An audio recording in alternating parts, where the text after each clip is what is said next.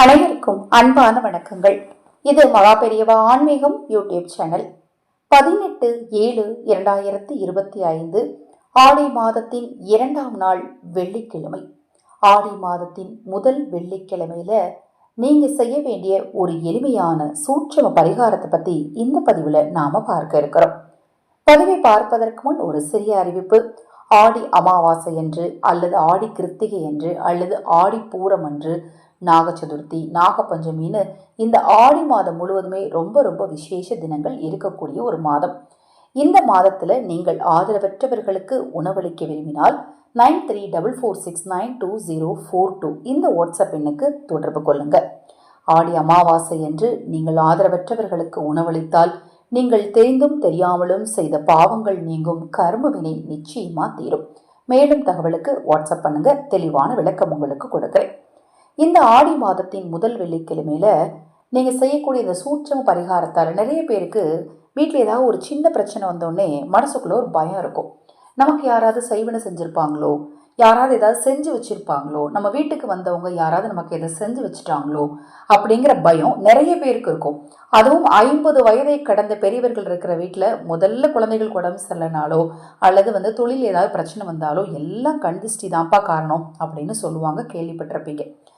இந்த ஒரு விஷயம், அதாவது கண்திஷ்டியா இருந்தாலும் சரி, செய்வினை பாதிப்பா இருந்தாலும் சரி, அதை இந்த ஒரு எளிமையான பரிகாரத்து மூலம் கண்டிப்பா சரி செய்ய முடியுங்க. நாளை தினத்துல உங்களுக்கு எப்ப நேரம் கிடைச்சாலும் செய்யுங்க. இதற்கு தேவையான பொருள் என்ன, எப்படி செய்யணும் அப்படிங்கறதான் நாம இந்த பதிவுல பார்க்க இருக்கிறோம். 1 லிட்டர் அளவுக்கு முதல்ல நீங்க தண்ணீர் எடுத்துக்கணும். அந்த தண்ணீர்ல ஒரு கைப்பிடி அளவுக்கு வெட்டிவேர் போடணும். வெட்டிவேரை போட்டுட்டு அன்னாச்சி பூ அப்படின்னு சொல்லுவோம் இல்லையா, அந்த அன்னாச்சி பூவை 3 அல்லது 5 எண்ணிக்கையில் அந்த அன்னாச்சி பூவையும் தண்ணிக்குள்ளே போடுங்க. அடுத்தது ஒரு எலும்பிச்சம்பழத்தை 2ஆக அறுத்து அதில் இருக்கக்கூடிய சாரை அந்த தண்ணியில் பிழிஞ்சு இப்போ அந்த பாத்திரத்தை மூடி வச்சுருங்க. அதை கொண்டு போய் உங்கள் வீட்டில் அடுப்பில் வைங்க.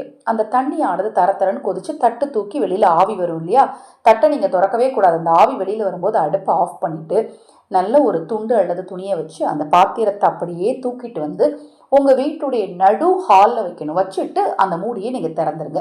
அப்போ அதில் இருக்கக்கூடிய அந்த ஆவின்னு சொல்லுவோம் இல்லையா, அந்த புகை மாதிரி அது ஃபுல்லாக வீடு ஃபுல்லாக பரவும். இது பரவும் போது பார்த்தீங்க அப்படின்னா அந்த வெட்டி வேருடைய நறுமணமும் எலுமிச்சை சாரும் அன்னாச்சி பூவுடைய மனமும் சேர்ந்து உங்கள் வீட்டில் இருக்கக்கூடிய எப்பேற்பட்ட தீய சக்திகளையும் கண்டிப்பாக விரட்டி அடிக்கும் அப்படின்னு சொல்லப்படுது. ஒரு மனிதனுடைய தோல்விக்கு முக்கியமான 2 காரணங்கள் என்ன அப்படின்னு பார்த்தீங்கன்னா, 1 கர்ம வினை, 2வது கண்திஷ்டி தோஷங்கள். இந்த கண்திஷ்டி தோஷங்களை இது மாதிரி வெள்ளிக்கிழமையில், அமாவாசையில், பௌர்ணமியில், ஞாயிற்றுக்கிழமையில் அதற்கான எளிமையான வழிபாடுகளையும் தாந்திரிக பரிகாரங்களையும் செஞ்சாலே போதும், கண்டிப்பாக சரி செய்ய முடியும். நம்ம சேனலில் நான் போடக்கூடிய பதிவுகள் உங்களுக்கு பிடித்திருந்தது அப்படின்னா லைக் பண்ணுங்கள், உங்கள் நண்பர்களுக்கும் உறவினர்களுக்கும் தவறாமல் ஷேர் பண்ணுங்கள்.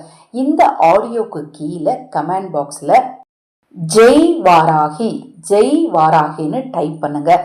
அம்மன் வாராகியின் அருளும் உங்கள் குலதெய்வத்தின் அருளும் உங்களுக்கு நிச்சயமாக கிடைக்கும்.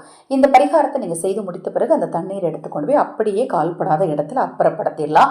இந்த பரிகாரத்தில் உங்களுக்கு என்ன சந்தேகம் இருந்தாலும் சரி, ஆன்மீக ரீதியாக என்ன சந்தேகம் இருந்தாலும் சரி, வாட்ஸ்அப்பில் கேளுங்க, கண்டிப்பாக தெளிவுபடுத்துகிறேன். ஹரஹர சங்கர ஜெய் ஜெய்சங்கர, ஹரஹர சங்கர ஜெய் ஜெய்சங்கர.